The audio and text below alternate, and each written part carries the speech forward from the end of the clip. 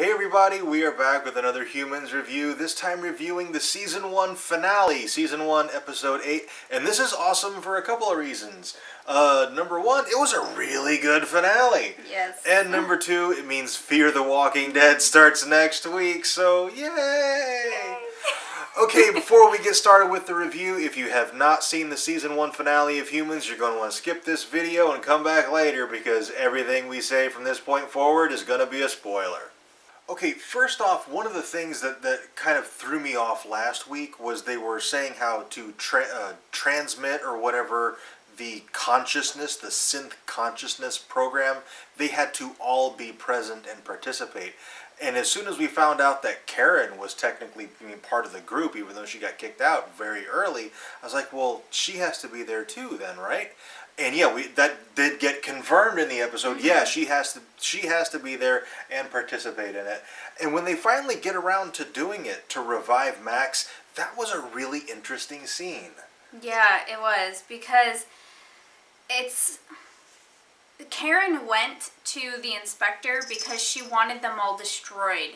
And then once she found out that's not what he was going to do, when Leo reaches out to her, she comes and she takes it upon herself to destroy them. Yeah. But Mia actually talks her out of it. Yeah. And says, we just want this to complete our family. We want to fix Max. That's why we want to do this. And she does relent, and they all link up and Max gets fixed, which is awesome, but they lose Fred. Yeah. So they traded one brother for the other, and they had to leave Fred behind at the end.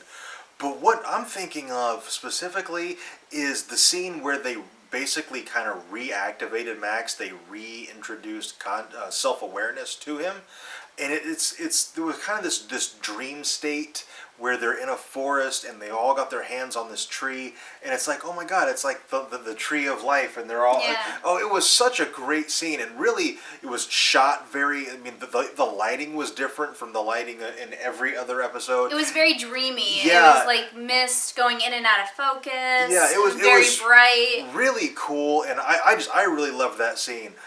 But my absolute favorite scene in this episode was when Laura, she kind of confronts Hobb a little. It doesn't get too awfully confrontational, but she does, square up to him, and she basically kind of almost puts him in his place. She's like, if you don't want these memories of Leo to go live, to go out to the press, you're going to set them all free.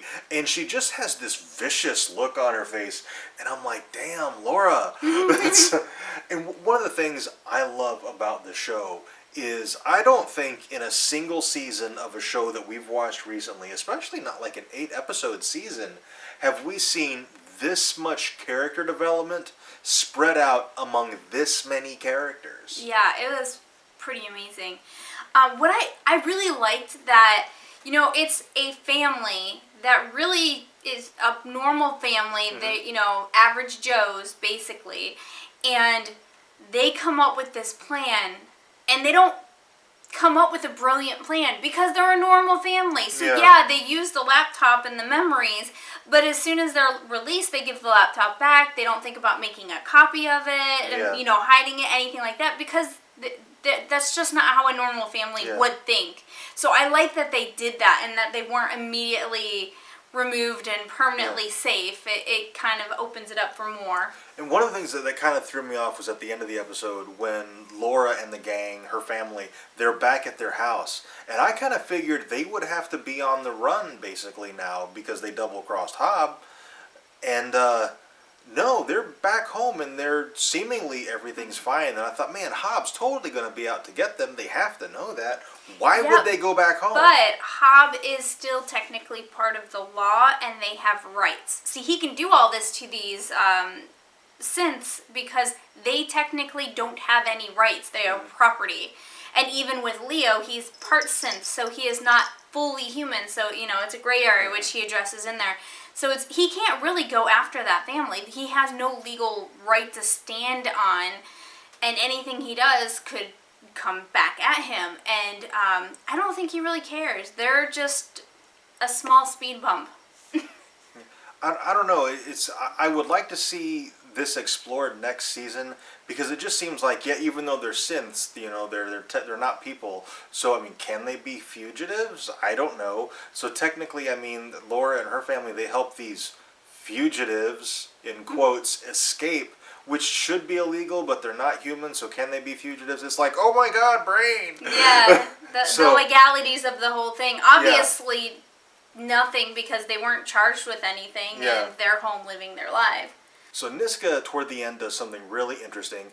She gives Laura the hard drive with the program that initiates consciousness. But it's a little hazy exactly what happens here, because Niska has a hard drive at the end. So did she duplicate the hard drive? Did she do a switch out, and whatever she gave Laura was blank, or what exactly is going on there? I'm not real clear on, and of course that's going to get explained next season. And finally, as the episode concludes, the group kind of breaks up. They had to leave Fred behind because Hob implanted him with tracking devices and mind control stuff and everything, so he's completely unsafe to be around. And Niska voluntarily leaves the group, which is totally in line with her character. Yeah. And there's this kind of villainous shot of her on a train as the episode closes. So it's like, oh man, I don't want Niska to become a villain next season. Although she was kind of a villain this season with all the murders and beatings and stuff. So I definitely see her being a villain. She has, whether it's the original, a copy, or whatever, she has the code, and I think she's going to use it next season.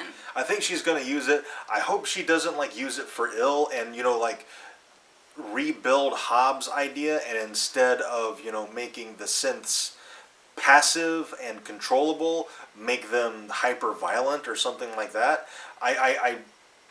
Although I can totally see Niska doing that. I can also see her just going and activating synths as she comes across them, just giving them sentience and moving on, and just going and doing this and leaving a trail of sentient synths in her wake. Yeah. But we'll see. Yeah, I'm really excited for season 2. It has been renewed, so that's really exciting. But man, this is such a great season, and for a show that, I don't know, for us it kind of started out a little slow. Yeah, because a little bit. the first couple episodes, it was like, okay, well, there's Anita being creepy in the bedroom, there's Anita being creepy in the kitchen, and that was basically all that was going on. But then it picked up so fast. Yeah. And it capped off. The last 3 or 4 episodes were outstanding. Yeah. If you've watched our reviews of Humans and you haven't been watching the show, check it out on AMC. Get AMC on demand, AMC.com, whatever. Seriously, watch it. It's so good. Very, very good. All right, I think that's it for this review. If we missed anything, let us know in the comments. If you enjoyed this video, be sure to hit the like button, subscribe for more content. And thank you very much for watching. We'll see you next time.